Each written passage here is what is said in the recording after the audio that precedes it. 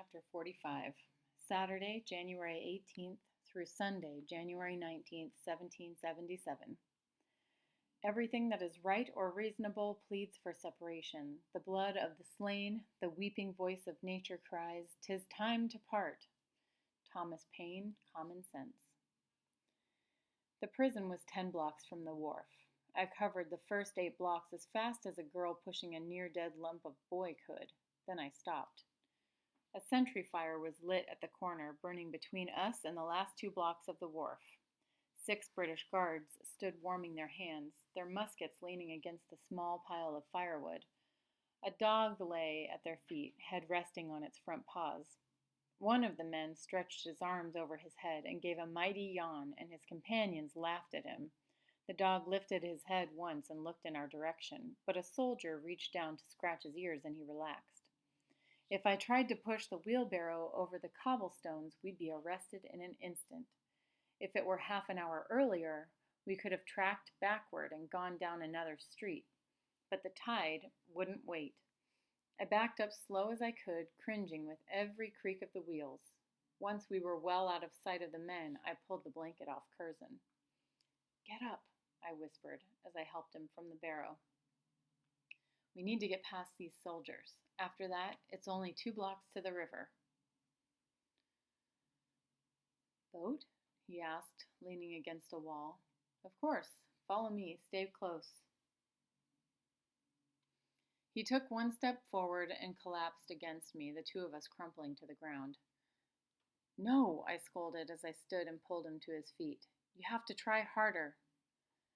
"Sorry, country," he muttered. He was not strong enough to walk on his own. I was not strong enough to carry him on my back, not after pushing him so far. I pulled his arm across my shoulder and had him lean on me heavily. "Step quiet," I whispered as he drew close to the corner again. 20 paces of open street separated us from the shadows on the other side. One of the soldiers walked to the woodpile, picked up a split log, carried it to the fire, and tossed it on the flames. For the moment, all the men had their backs to us. "Ready?" I said in Curzon's ear. He nodded. I drew a deep breath and we started to walk, soft as we could. 20 paces stretched 20 miles, every faint crunch of our shoes sounding like gunshot. 5 steps, I counted silently. 6, 7. Curzon had little strength in his legs. He faltered and almost fell again. I wrapped my other arm around him and clutched his shirt. 8, 9, 10. The dog lifted his head. He stared right at me and barked. One of the soldiers, startled, shouted, "Look at that!" and pointed to the sky. The heavens exploded into the red glare of rockets and white fountains of light. Curzon and I stood as if planted, amazed at the sight of the fireworks being shot off in honor of Queen Charlotte. The dog barked furiously in our direction, but the soldiers were all staring at the illuminations above. The noise rolled up, booms that sounded like thunder and cannons. The men all smiled and laughed at the spectacle. I dragged Curzon across the street and down the last 2 blocks to the wharf. It was dark.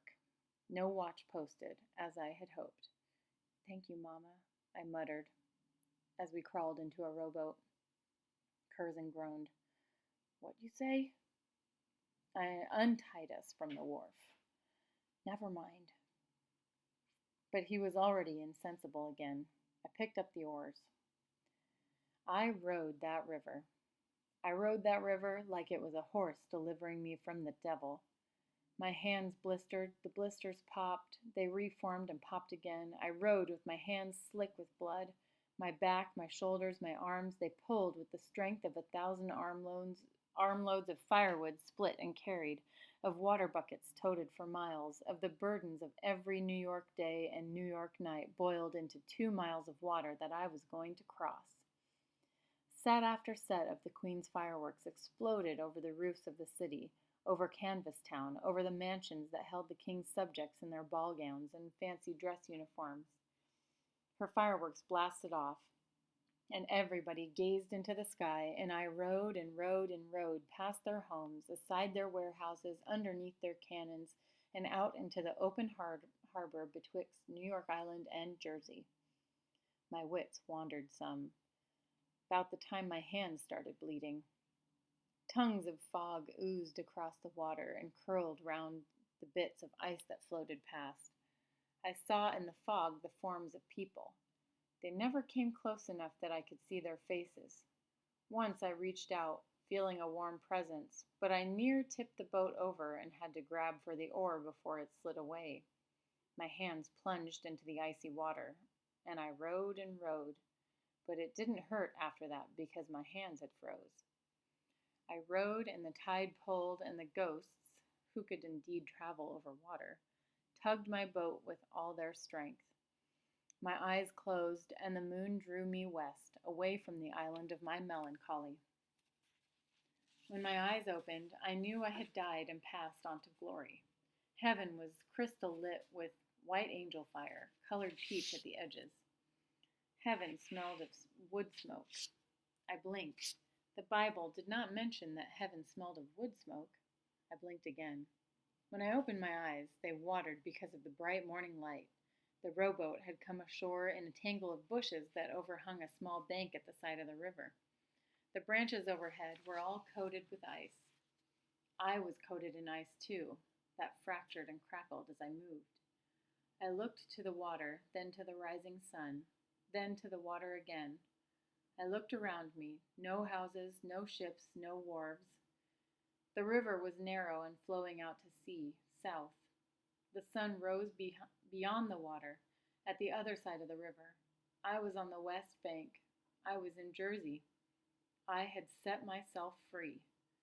I wiped at the water that flowed down my cheeks and kicked at the stinking bundle at the bottom of the boat. "You alive?" I asked. The bundle groaned and pushed aside the shredded blanket. Curzon lifted his head enough to look at me sitting there with a full grin on my face. "Where are we?" he asked in a thin voice. "I think we just crossed the River Jordan." I stood up, steadied myself as the boat rocked a bit, and offered him my hand. "Can you walk?" Runaways. Notice to readers, one and all, be hereby advised that the account of Runaways, Isabel Gardner, formerly Sal Lockton, and companion Curzon Bellingham, will be continued in the forthcoming volume. Forge.